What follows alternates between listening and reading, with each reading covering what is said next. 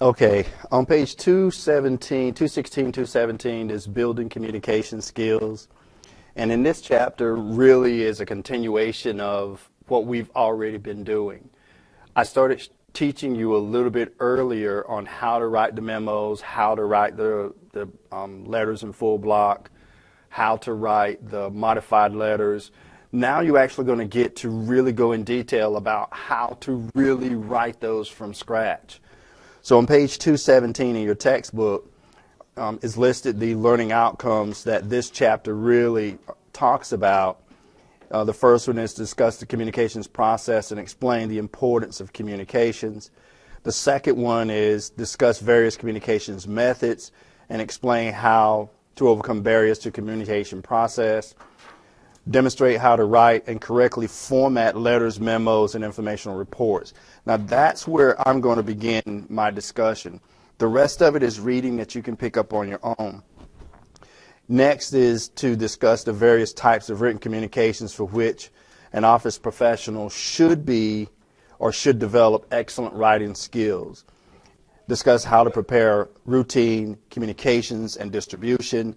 Discuss the importance of demonstrating ethics through the writing process, and finally explain how to address the international envelopes and writing of letters.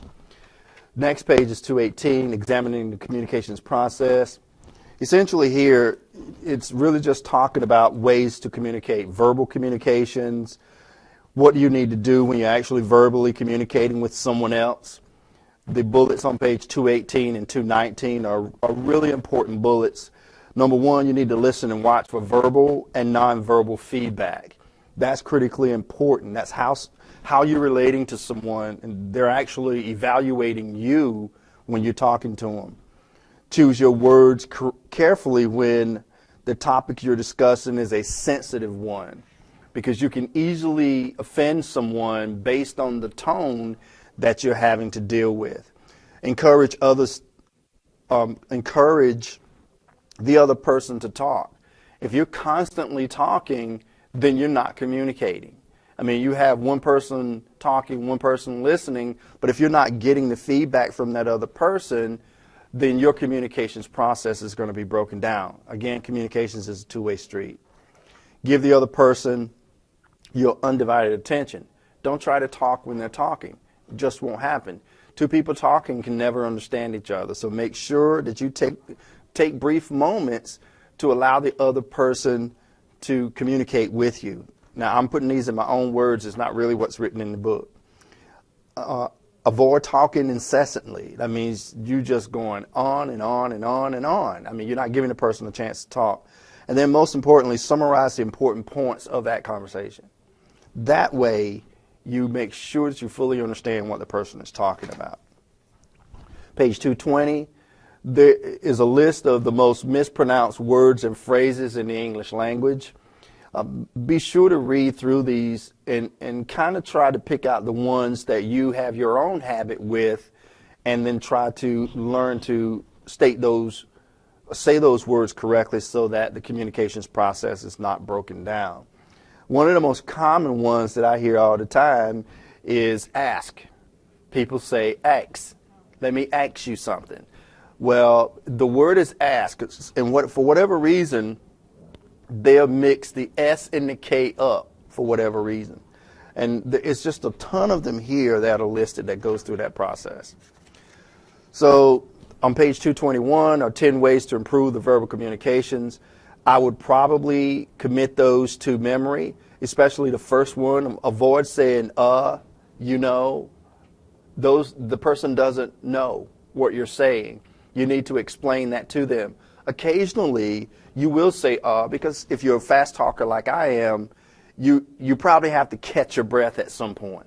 So sometimes you may hear me say but not too often, because I want to make sure that the communications process is complete. Now, I have a problem with number 2, slow your speech. That's my problem. That's why I'm recording this, so that you can go back and play it. Sometimes you want to talk a little bit slower, but not in a monotone voice like this. You're kind of condescending when you talk in a monotone voice. So keep it clean, level, and don't speak too loudly, because then the person may get offended. because they may think you're yelling at them or trying to be funny. So try to find that soft in-between tone. I'm changing my voice up now so you can hear that soft in-between tone so that folks can understand what you're saying. Make eye contact. Eye contact is really important. That's not one that's here, but make sure you smile completely when you're talking. All right, next page. Now, there are many barriers to communications that will just need to just sit down and just read those barriers to communications, because these things can affect the ability to communicate with someone else. So there are many barriers to communications. I think they're starting on page 224. The barriers. It starts on page 222 and it goes through the top of 225. But pay particular attention to deferred interpretations, using unfamiliar words, emotional and physical distractions, and not listening. Those are definitely all barriers to communications. You have to make sure that you fully understand those.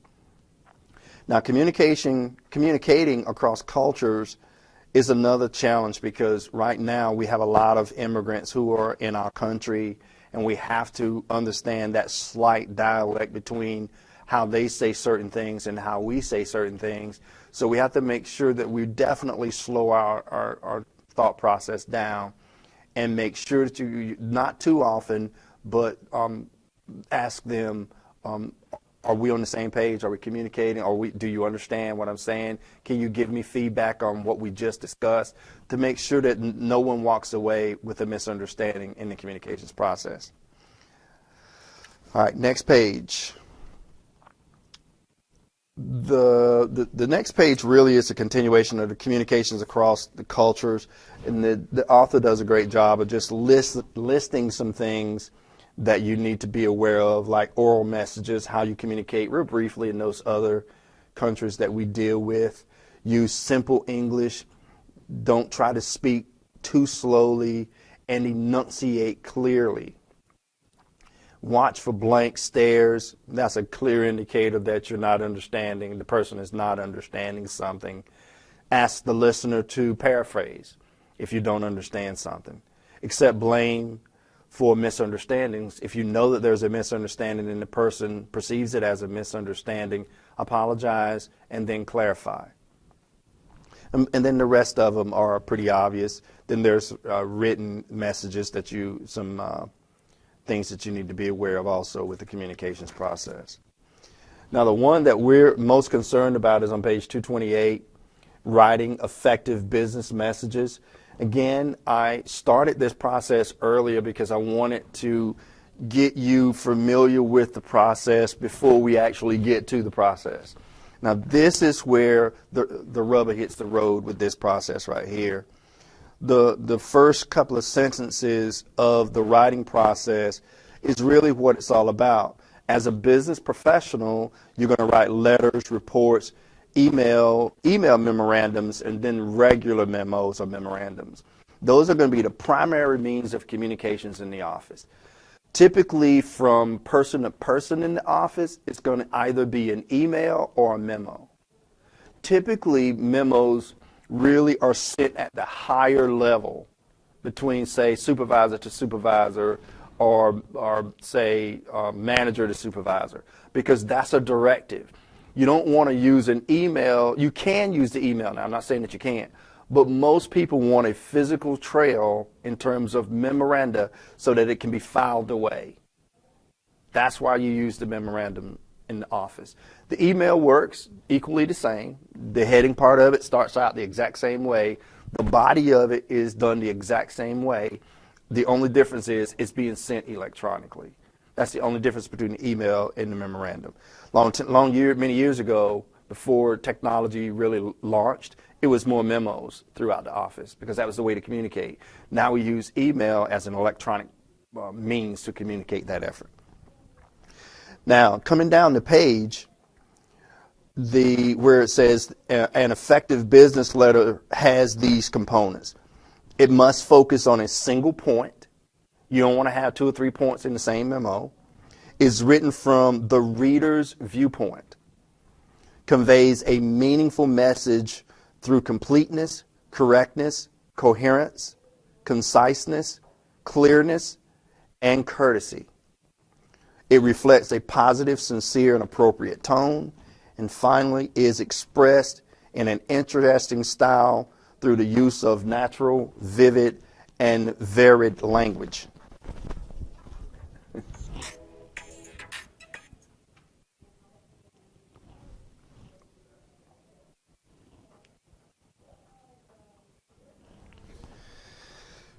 Okay, that was me disturbing you. So the first part of it, if you notice, then each heading thereafter is really discussing each one of those important parts of the business letter. You need to know the purpose. That's critically important to first identify the purpose of that letter. I don't like really to say, many times you hear folks say the purpose of this letter is. You don't really need to say the purpose is. Most of the time you send a letter to someone, they know there's a purpose why that letter is coming. We need to be able to fix that, and we'll talk about that later on how to do that. Do you use to whom it may concern?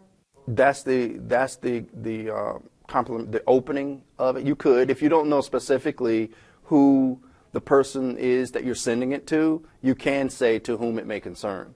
Most of the time, you will have someone that you're directing that email to or that memorandum to. Focus on the reader's viewpoint.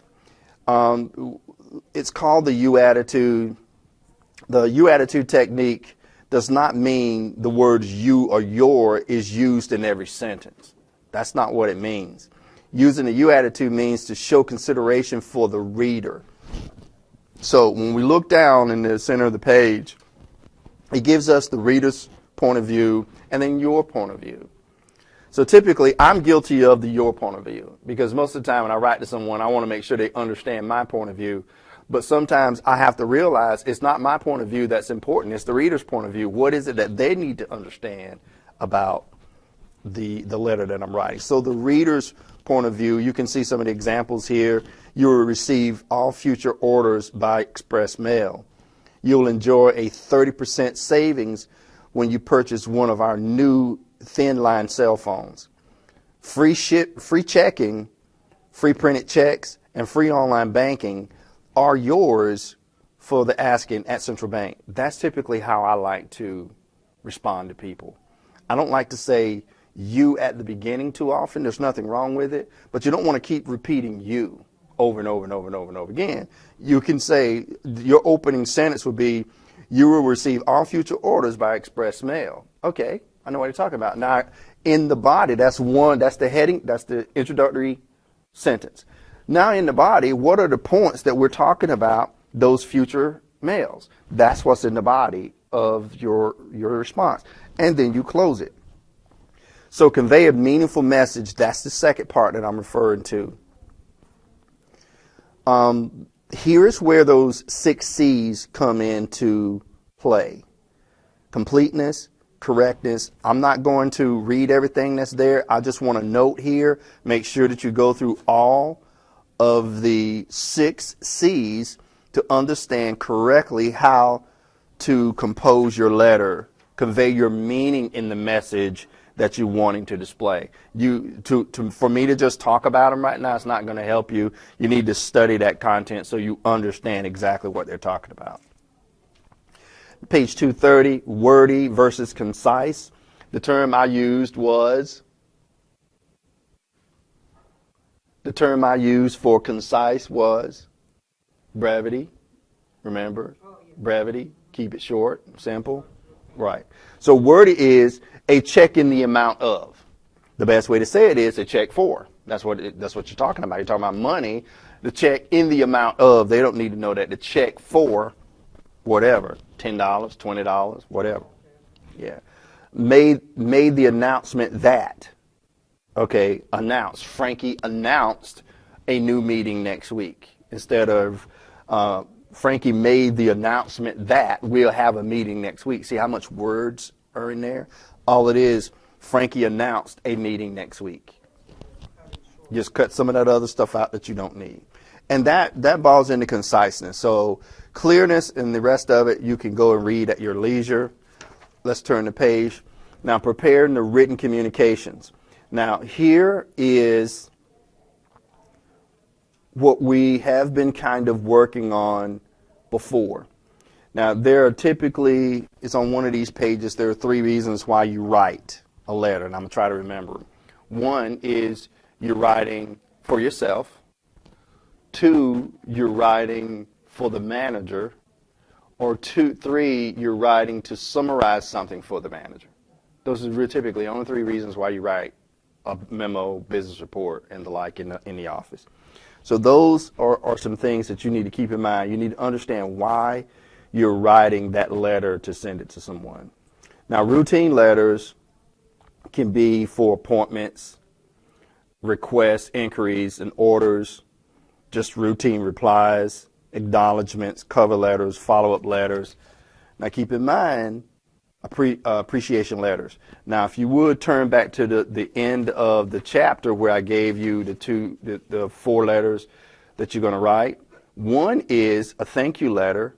The second one is writing a request letter.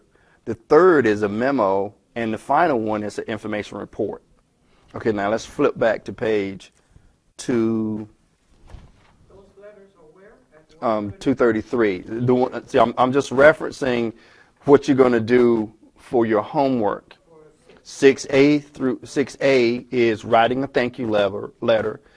Application 6B is writing a request letter. Application 6C is writing a request for memorandum. And application 6E is writing an information letter. What I'm doing is I'm pointing out where you need to find some of that content in the book.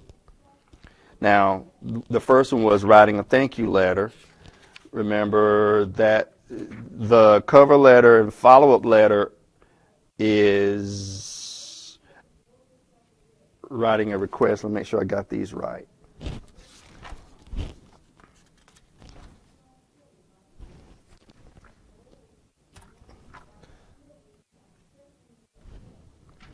I thought there was an example of each one. That would be chapter 4, right? No, it's in this chapter. Yeah. I just got to get the page number. Proofreading, preparing, document distribution.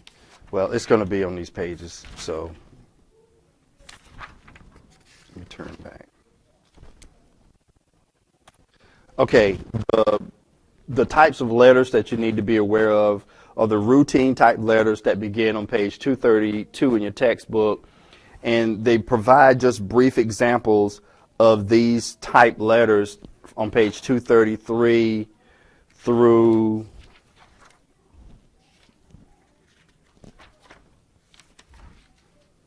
237, and then we have a different set of for memos on page 240 and international reports on page 242.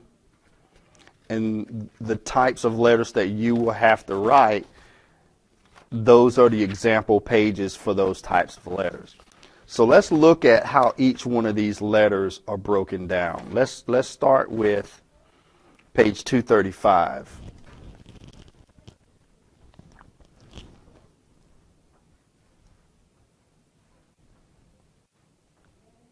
We'll start on 234. We've already talked about the different types of whether it's full block letter or modified block letter. I've given you the steps to actually create those kind of letters.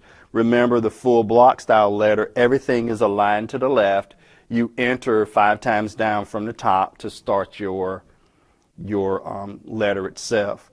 The email memorandum essentially is just an email. The to, the from, the subject is given at the top of the page. So that's why I said earlier that an email and a memorandum really are the same things. The email, you don't have to really do the format. It's there already? Or you Basically, yeah. You just make sure that you include the person that you're writing it to up there. And then you could say to whom it may concern, or you could say, dear ma'am or dear sir, then enter 2 times and then start your letter writing process. Just like on page 235 in your textbook, because you don't have to put the date because the date will be given to you in the email itself. know, I'm confusing email with memo. with the emails that we do back and forth to our friends. Don't. It's not the same thing. As what? Like when I'm gonna email you today, Hmm.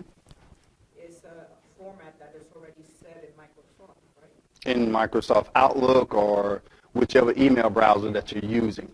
The to, the from, the subject, and the date, that's given to you. And the CC, which is carbon copy, that's given. You don't have to do the top portion, but it's just the bottom portion of it that you write your content. Okay, 235 is an example of a full block letter with mixed punctuation. We've already covered this kind of letter. Just remember, enter 5 times from the top. Everything essentially is double spaced between, and all double space between paragraphs simply means that there's one space between each paragraph. That's all it means. So don't add 2 spaces between the paragraphs because that will be incorrect. On page 236 is an example. If I'm not mistaken, I thought I gave you